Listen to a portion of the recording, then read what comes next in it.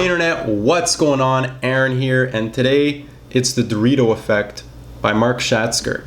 This book completely changed the way I see food, and I would recommend it to anybody who cares about what they eat, wants to be healthier, or just wants to understand the food industry and all about food better.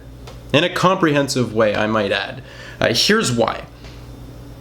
This book was published in 2015, and Mark Schatzker reveals to us two hidden but crucial trends in the food industry. Corporations, in the pursuit of yielding more and more, are producing food that now is having a decreasing amount of flavor and nutrients inside of it, while at the same time people are using flavor solutions to make the food taste better. Adding our own flavors to the food has its own set of problems. And there's so many ideas in this book. The best way, I think, to convey them in a short space would be to tell you about some of the key points which I got from it. And those would be that, well, first of all, there's that idea of natural flavors that it's easy to misunderstand. It sounds kind of harmless, but whenever you see natural flavors in something, it means that they were designed exactly in a lab to taste just the way they do, and then put in the food to make it taste that way. And when you put these natural flavors, they trick the person eating it into thinking that something different is happening than what really is there. So in some cases this might sound harmless. You put natural flavors in your protein powder, now it tastes better. But in a lot of cases it's really weird. You put natural flavors in your candy so that you actually eat it. Because let's face it, if the flavors weren't there, you would never eat it. Or imagine sugar water.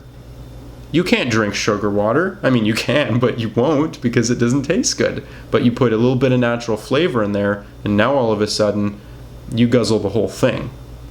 There's natural flavors in chicken. There's natural flavors in just about everything. And this is something kind of alarming. But what comes next is even more alarming, and that's all the studies they did on animals out there in the wild just eating whatever they damn well please, and that's great. But what they found was that their guts have this they have this incredible intelligence to tell them exactly what to eat when they need it. So the example would be that the animal is deficient in phosphorus, and its gut knows that a certain flavor created that phosphorus. So it then craves that flavor, and then the animal thinks, oh, I'm going to go eat that thing, and it will give me the phosphorus I need, basically. But here's the thing. It works whether the flavors are fake or real. And it also is true for humans. So that means that if we are left to our natural food, then our bodies will naturally tell us what to eat. Unfortunately, for animals, we want them to eat more than they should when we're using them as food. So we put natural flavors in the feed, and then they eat way more than they need to. They get nice and fat, the farmer's happy. But that's true for us too. So we eat a bag of chips, we're already full, our stomachs are hurting, we're still eating more because the natural flavors are tricking us into thinking we're putting something really good into our bodies, when in fact you take the flavors out, there's nothing left. And all these studies, really interesting part of the book, I might add.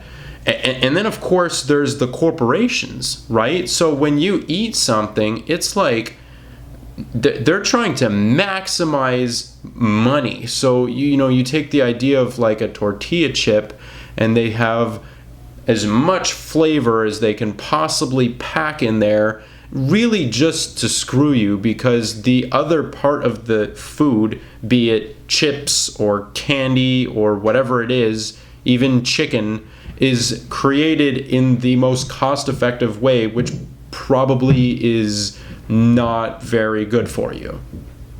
I know for me personally, after learning these ideas, I'm much more aware of the flavors that I'm eating. It's easy for me not to eat candy anymore because I just run the thought experiment of well, if it didn't have the flavor in it, I can imagine how it would taste, and my body would know that this isn't good for it.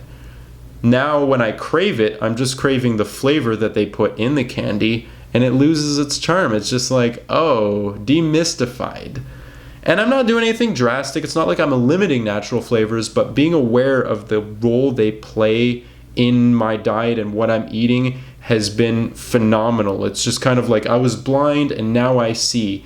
And this helps a lot with making the right decisions about what to eat, as well as being aware that when you crave things, now you have a little bit more information to work with as to what really are you craving here. There's so many more ideas in this book. I wish I could talk about them all, but check it out for yourself. It has phenomenal ratings,